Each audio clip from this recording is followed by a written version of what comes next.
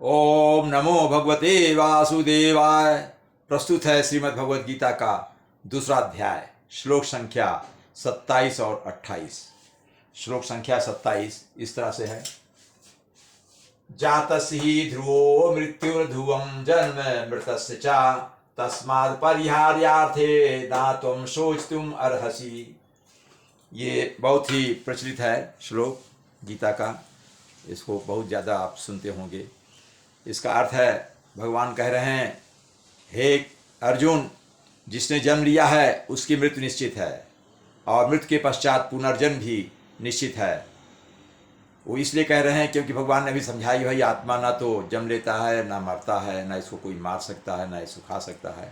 इसलिए कह रहे हैं चलो मान लेते हैं कि आत्मा जो है या जिसने जन्म लिया है मरता है और बिगड़ता है, जन्म लेता है। तो जिसने जन्म लिया उसकी मृत्यु निश्चित है और मृत्यु के बाद उसका जन्म भी निश्चित है। इसलिए हे अर्जुन, अपने कर्तव्य पालन के लिए तुम्हें शोक नहीं करना चाहिए। ये अपरिहार्य है। आपका कर्तव्य पालन जो अपरिहार्य मतलब उससे बचा नहीं जा सकता। कर्तव्य यह है कि क्षत्रिय का धर्म के लड़ना, अधर्म के प्रति धर्म युद्ध करना।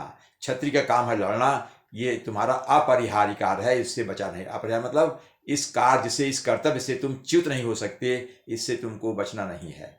क्योंकि तुम्हें फिर अगर बचोगे, नहीं लड़ोगे तो अपयश की प्राप्ति होगी। शब्दों को समझ लेते हैं।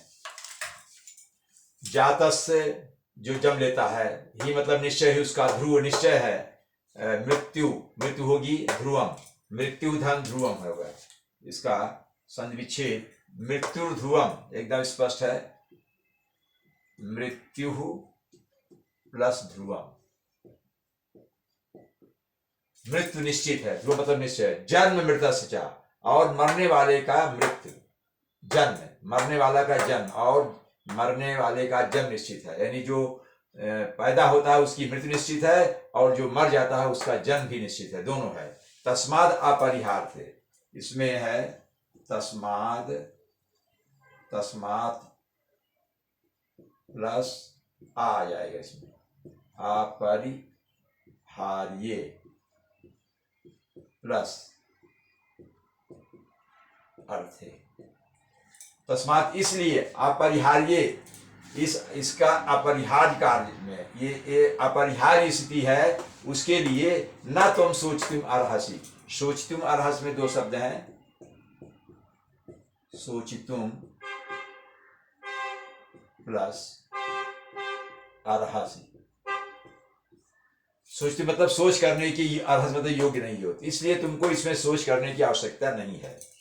असल में भगवान ने ये जो महाभारत हुआ, इसमें भगवान की इच्छा थी कि ये युद्ध हो, महाभारत का युद्ध हो, ये भगवान की इच्छा थी। उसका कारण ये है कि जब भगवान शांति दूत बनकर दुर्योधन की सभा में गए थे तो उन्होंने कहा था, बहुत समझाया, लेकिन दुर्योधन हठधर्मी था और गर्वीला था, वो माना नहीं।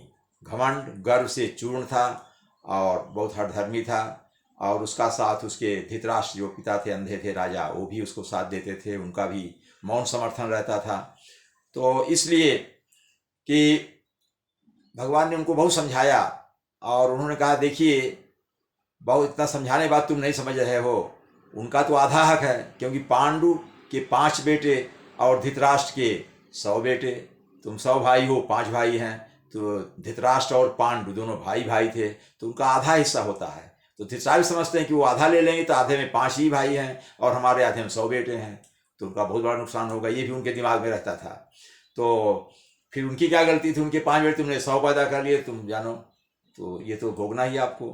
तो इसलिए धृतराष्ट्र पुत्र मोह पड़ गया था कि हमारा हिस्सा कम पड़ेगा, और जुए में छल से सब जीत लिया, उनको एकदम से भूमिहीन कर दिया। तो भगवान ने उनको अंतिम समझाया कि भाई देखो, ऐसा है कि वे 5 गांव लेकर खुश हो जाएंगे। वो कह रहे हैं हमको 5 गांव दे दो और सब ले लो, तो अपनी धरती रख लो सब, तब भी वो नहीं माना।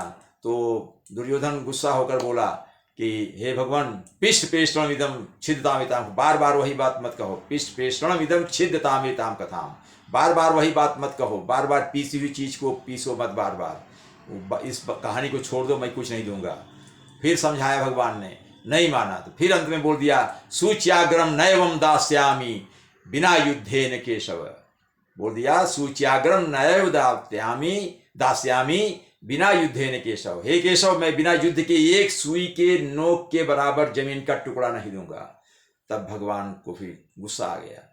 तब भगवान सोचा, अच्छा इतना हठधर्मी है, चलो ठीक है। तब उन्होंने कहा था ठीक है, करो युद्ध, तैयारी करो। फिर भगवान चले आए, बोले अब मैं जा रहा हूँ, अब रण ही होगा। तब भगवान चले, इसलिए भगवान ने सोच लिया कि अब ये रण के बिना कोई दूसरा रास्ता ही नहीं है, युद्ध होना अवश्यंभावी है।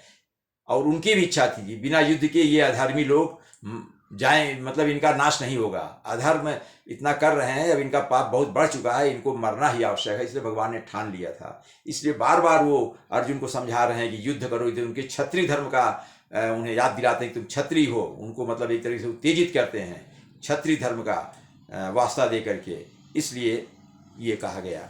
अगला श्लोक है, अव्यक्त्यादीनि भूतानि व्यक्तमध्यानि भारत अव्यक्त निधनान्येव तत्र का परिदेवना।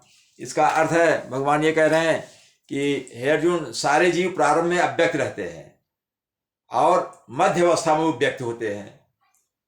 मध्य अवस्था क्या, प्रारंभ क्या होते हैं? जब जीव किसी शरीर में प्रवेश नहीं करता है तब वो उसका प्रारंभ होता है। जब किसी शरीर में प्रवेश करता है, किसी जीव में प्रवेश करता है, शरीर धारण करता है उस तरह का, तो उसका मध्य अवस्था उस समय वो व्यक्त हो जाता है। और जब उसका नाश होता है उस शरीर का जिसमें वो प्रवेश करता है, जब विनष्ट हो जाता है, तो ये जो जीव है ये फिर से अव्यक्त हो जाता है।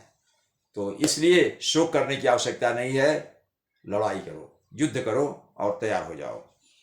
शब्दों को देख लेते हैं। इसमें कोई खास कठिन शब्द नहीं है, एकदम क्लियर है।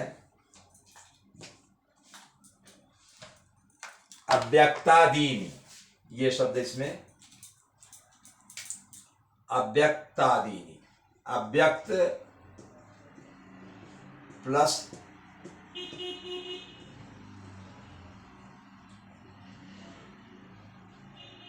आदीनि। आदि मतलब आरंभ में, अव्यक्त में अव्यक्त होते हैं। भूतानि मतलब प्राणी या जीव। व्यक्त मध्यानि, व्यक्त होता है मध्य में। भारत आया है अर्जुन के लिए, हे अर्जुन, कि ये प्राणी जीव जो है, जीवात्मा जीव जो है, वो प्रारंभ में अव्यक्त होता है और मध्य में व्यक्त होता है। अव्यक्त निधनान्येव, अव्यक्त निधनान्येव, इसमें समास और संधि दोनों है। अव्यक्त डैश समास है, निधनानि प्लस ये, तीन शब्द हैं। अव्यक्त निधनानि मतलब मरने पर, मृत्यु होने पर, नाश होने पर ये जीव फिर से अव्यक्त हो जाता है। ये मतलब इस प्रकार। तत्र मतलब वहां, तब, तो फिर इसमें का क्या, परिदेवना मतलब शोक, परिदेवना मतलब शोक। तो इसमें शोक करने की क्या बात है? शोक मत करो, जो जन्म लेगा वो फिर से मरेगा और फिर जन्म लेगा, तो इनको मरने दो। या जो भी मरेगा फिर जन्म लेगा, तो इसमें शोक करने की आवश्यकता नहीं है। ये भगवान ने समझाया। ओम नमो भगवते वासुदेवाय।